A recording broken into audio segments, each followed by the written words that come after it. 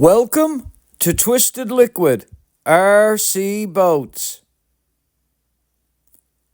This episode of Twisted Liquid RC Boats is proudly brought to you by Blazer Marine. Interested in an RC hydroplane for yourself? Check out blazermarine.com. Also, this episode is proudly brought to you by Slycat Racing. For all of your RC boat needs, slycatracing.com. Good day, everybody. Welcome back to Twisted Liquid RC Boats and a continuation in our Blazer Marine Lauterbach build. If you joined us in the last episode, you know how we got our former stringers, our stem, our bulkhead number 7, all in the boat, located, epoxied, and done. Everything came out great, guys. Nice and solid. Very impressed with the way it all came out. I like it. I'm happy with the bow of the boat. So now, in the manual, they're asking us to install a couple pieces that are 1/16 of an inch thick called shear battens. And along with these shear battens, they want us to make up a couple gusset triangles to go with them.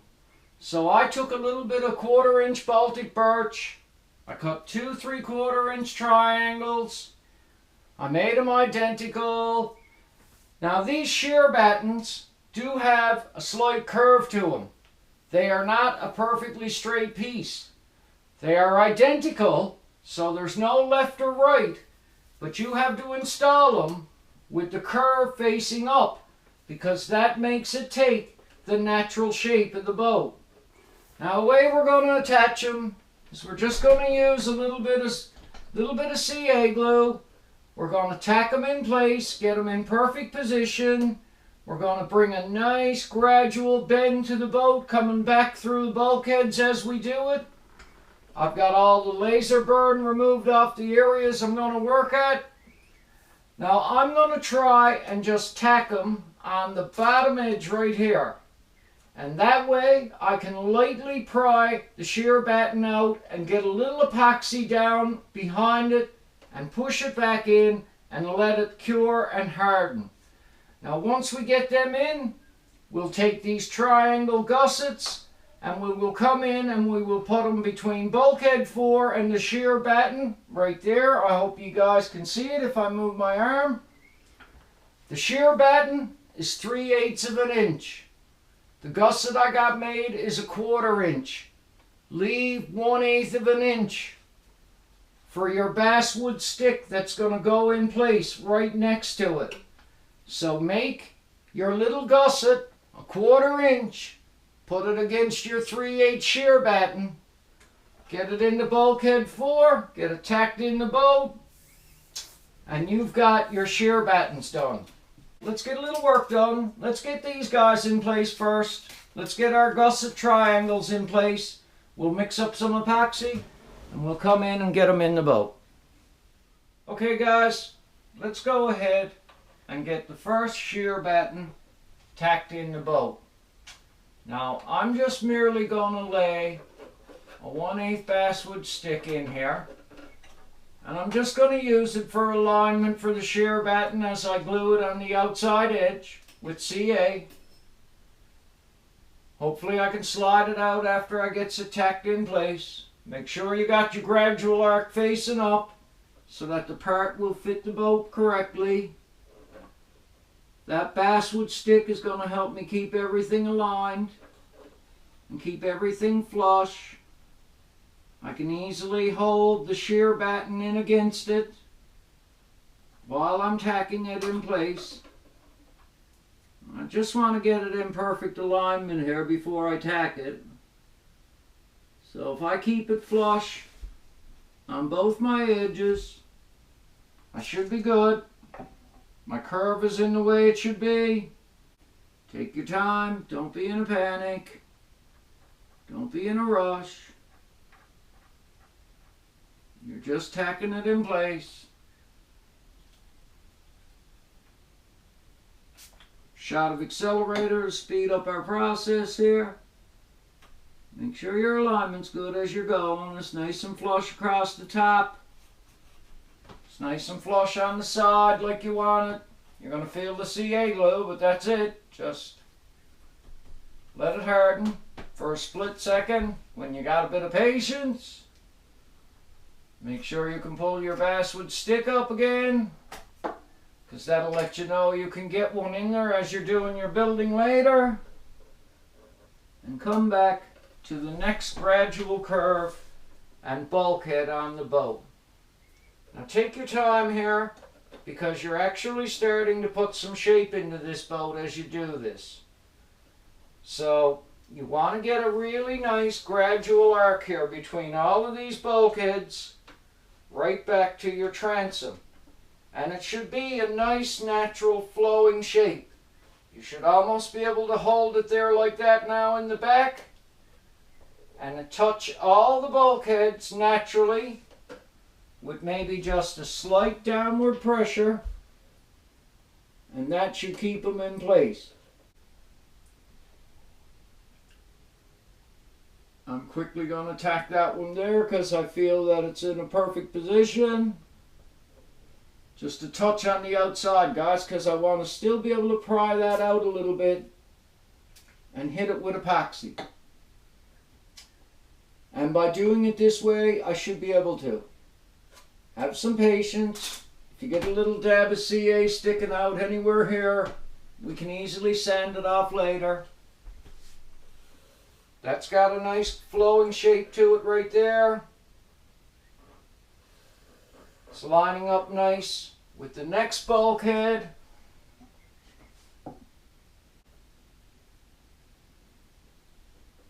Nice little dab of CA just to hold it on the outside.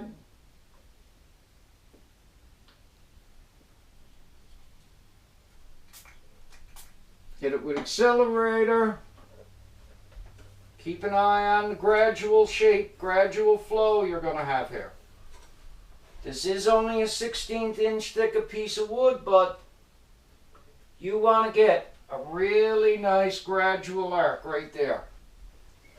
And when you get right back to the transom, it's probably the easiest because you can just pull back slightly as you're going, nice and gently. Another quick tack right here on the outside again, same type thing. We got to sand a little CA off later. No big deal.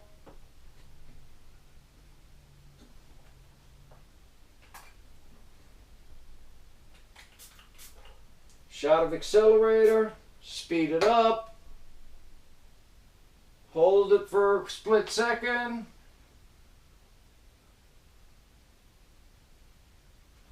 And right now, guys, that's the first shear batten sitting in place with a nice gradual arc between the bulkheads. I'm happy with the way everything's coming out on this boat. You're going to take your little gusset next. You're going to drop it down, guys. And remember, like I said, it's 1/4 inch. This is 3/8. Drop it down so you've got room to fit a basswood stick in there later on. So what I'm going to do now is I'm going to pull the boat out, the table out a little bit. I'm going to get the other shear batten tacked in. We'll mix up a little epoxy, and we'll epoxy it all solid with our triangles, our gussets, in the frame of the boat. Okay guys, it's the next morning after we tacked the shear battens and our gusset triangle in place. After I left you guys on camera, I mixed up a small batch of West Systems, G-Flex. I came in and epoxied the gusset and the shear batten around all of the bulkheads in the transom. While I was doing it, guys, I took some angle aluminum and some binder clamps, and I put it to my bulkheads and clamped them so that they stayed extra square to the shear batten as it was drying and curing. Take your time. Keep checking your boat as you're building and you get pieces added. Make sure you are maintaining your square everywhere around your boat. Now, the next step that they're asking us to do is to do the rear non-trips. But before we do, I'm going to build another quick piece of MDF, cut it out, to fit this square of the boat and the center of the boat, and lift the boat up another 3/4 of an inch with another piece of MDF. And here's why. I should have narrowed the jig in right here, but when I done my dry fit, I did not have these in place. I had everything else fit, but not these. Now, if you try and fit them on the jig right there now, the wood will not let you go into the slot and fit against the bulkheads because the edge is down farther than the jig. And we've got to do a lot of sanding fitment on these rear non-trips to get them to fit properly. Once we get them aligned and clamped, we have to get a 54-degree angle, which comes flush against the shear batten on the side, right here, on this angle right here. On the bottom, we have to get it perfectly parallel with the floor of our boat. So we've got to work the two sides of this piece in order to get it to fit perfectly. Now it is a little extra in size, and as you can see, slight curvature in it, so that when it shapes, it fits the boat really nice. So, I'm going to cut another piece of MDF, and we're going to worry about the rear non-trips in a separate episode. Now that we've got our first side doubler in place, our bow conquered, all of our bulkheads in place, our keel, our engine rails, the only place that this boat is not attached right now is at the keel right here at the bow. In the manual, they're asking us to leave it unattached from bulkhead 7 and bulkhead 8 until later on. So we have to get a little more structure here before we attach the keel. So right now, just make sure that you've got it between your transom and bulkhead 6, and it's all perfect, and leave it out of these two bulkheads for now. Now guys, where we're at this stage, and where we put this shear batten on yesterday and let it cure, I want you to notice that I took my time fitting these. They've got a really nice shape, contour to the side of the boat. And you're adding curvature to the boat now in certain parts that you're building. Right here around the stem with your side doublers, right here with your shear batten, you're going to add curvature with your rear non-trip, and you're going to add curvature with your second doubler. At this stage, take your time. Take some sandpaper. If you've got any CA residue or any epoxy residue right here, anywhere around, anywhere this second doubler is going to go in place, remove it. Get rid of it so that your side doubler fits in easy. Now, in this stage of the build, I'm always trying to think one step ahead. What's the next part I got to put on? Because there's no sense in adding something until you're sure you're ready to use it and you've got everything done perfectly so you can move on. So just to check and do a simple quick dry fit, I'm going to lay this second side doubler in place. I'm not going holding it in any big fashion. I'll put a couple little binder clips on it, but I'm just going to make sure that it goes against the side of the boat nice and easy, and I'm thinking ahead to my next step and what I got to get done. Now it fit right here perfectly against the first side doubler. It's coming right in against my shear batten to the transom, and it goes all the way back and fits the boat in a really nice gradual contour. Now guys, there is a little bit of flex in these pieces because they're only 1/16 of an inch thick. But as we add more pieces and we get everything lined up, it's going to go together and get more rigidity. Now I got a nice gradual contour here to my boat without even having that epoxied in. It's a nice shape. Keep using your eyes, keep watching what you're doing. Try not to have a bulge out right here when you put your gusset triangles in. You want to try and keep this perfectly flush here, guys, on the sides and on the top. Can't stress it enough. It's going to be the look of your boat when you get it done. So, like I say, try and keep thinking one step ahead. Take your time, do your work, see the next step you got to do, approach it, get ready, and get doing it. Now, having done all that, seeing we're not going on to the rear non-trips, I'm actually going to pull this boat off the jig for a quick second. Because I'm not lying to you. Since I started building all the pieces you see here, this boat has stayed clamped right here at the transom. It stayed weighed right there with a piece of steel plate. And it stayed weighed right there with a piece of steel plate. Two big heavy steel plates, actually. And what I'm going to pay attention to, guys, is I don't want to see this frame lift up off this jig, spring up, flex, move any way as I release the one clamp and the weight from the boat. And I'm going to tell you why. Because that would tell me that I got flex put in this somewhere as I'm building it. And that's not what I want. So far, I've got every piece fit here perfect, with no stress on it as I was installing it. And that's the way you should do this work. Because if you're forcing a piece of wood into place, it's not correct. Fix it. Make sure that it stays where it should and get it perfect before you epoxy it. Now, I just released everything off this boat for the first time ever since I started constructing it. And I'm just going to do a little movement here. I have no flex in this frame anywhere. Nothing is springing up. Everything is staying dead flat.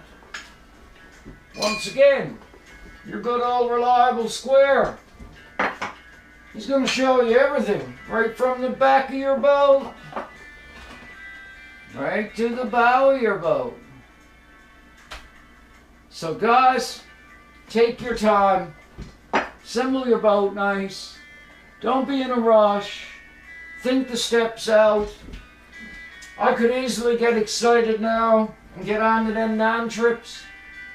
And maybe what I'm going to do by building an extra piece of wood so I can fit them in place is a little overkill. But to me, take your time, build this stuff nice. You're dealing with precise woodworking here. And to me, it's just a game of patience. It's all it is. And I'm a slow builder. I'm the type guy who'll put that in and leave it till the next day. I'll forget about it. But I find I get the best results that way. Trying to work with that an hour after you installed it, it's not fully cured. Let the epoxy do its work. Now guys, I'm going to show you the first initial bit of our frame of a Blazer Marine Lauterbach. I probably shouldn't lift her up off the jig, but I'm just going to tease you. That's what I got built already. It took me a bit of work, but guess what? Except for that keel not being attached in two places, I can promise you that every piece I got put in there is perfectly square.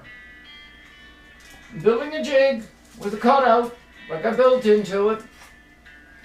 I can instantly put my boat back against my jig. Everything stays perfectly solid like I like it. I can reclamp it and re-weight it if I want.